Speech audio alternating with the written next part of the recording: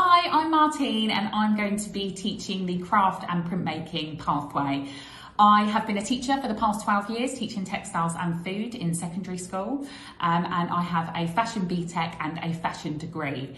You will have the option within this course to go down whatever pathway you wish, so you can focus on the textiles, the surface printing, interior design if you wish, but if you want to, you can go into the fashion pathway as well, which is really exciting. So we'll learn lots of different skills, then you will then come up with an idea for a final major project, and you can then decide whether you want it to be more textiles and craft based or whether you want it to be fashion. It's a really exciting project. It can lead on to lots of different careers for you.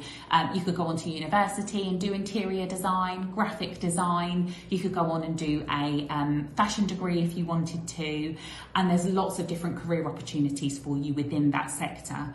As British fashion graduates, we are well sought after around the world. So there's lots of opportunity there for you if you wish to go down that pathway. So I'm really excited to be part of the college and to offer this course for you. So hopefully you join, and I look forward to meeting you all.